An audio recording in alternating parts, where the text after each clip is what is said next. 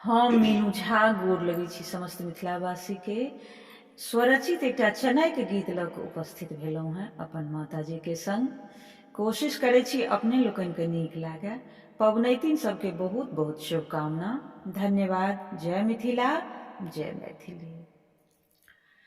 पहिरी ओढ़िए चेन्नई घोड़ा सवारी, बताब चेन्नई बाबू सखिया देत काहे गाड़ी, बताब चेन्नई बाबू सखिया देत काहे गाड़ी, बताब चेन्नई बाबू।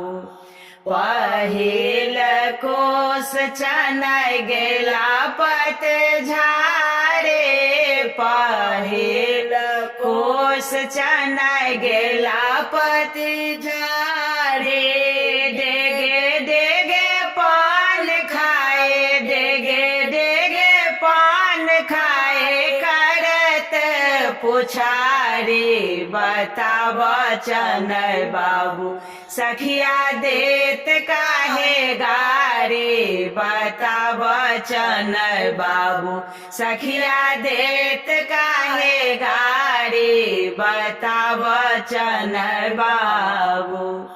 दोसर कोस चेन्नई गेला पनी झारे, दोसर कोस चेन्नई गेला पनी झारे, सखियन के देख देख, सखियन के देख देख मारत ताली, बजाब चेन्नई बाबू सखिया देत काहे गारी, बताब चेन्नई बाबू।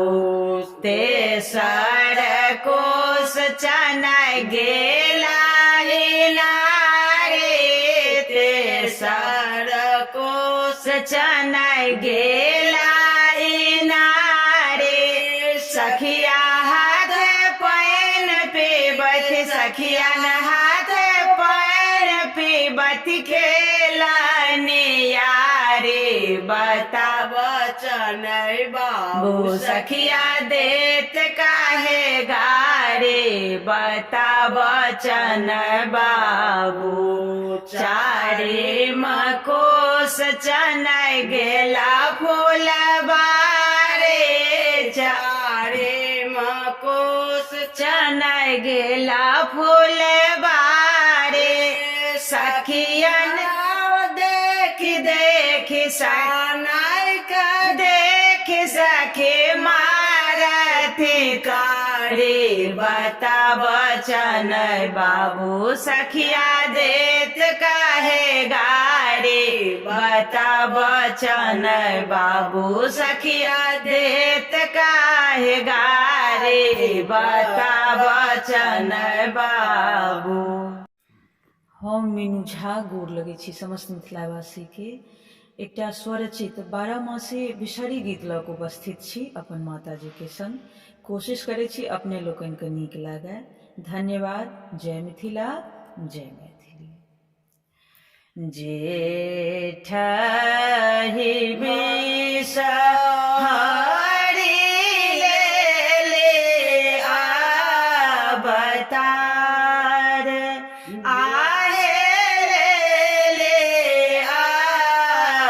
अवतार, राम अखाड़ हे बिषहरी, खेले जुआ सारे, राम अखाड़ हे बिषहरी, खेले जुआ सारे, सावन बिषहरी घरे घरे जाय, बिषहरी घरे घरे जाय, राम भादव बेसहारे कदबा लोटाए राम भादव बेसहारे कदबा लोटाए आसीन बेसहारे गेले आगुआए बेसहारे गेले आगुआए राम कार्तिक बेसहारे गंगा नहाए राम कार्तिक बेसहारे गंगा नहाए आगहन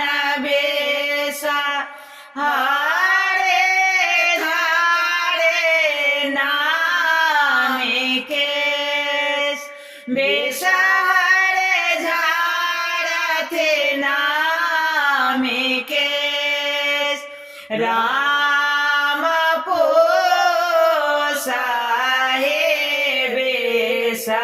बेसहारे बारे बयस राम पोसाहे बेसहारे बारे बयस माघे बेसहारे गावर भेले ठाय बेसहारे गावर भेले ठार राम फागुन बेसहारे करथे गोहारे राम फागुन बेसहारे करथे गोहारे चैता हे बेसहारे झूमरे खेलाए बेसहारे झूमरे खेलाए राम जय साख बेसहारे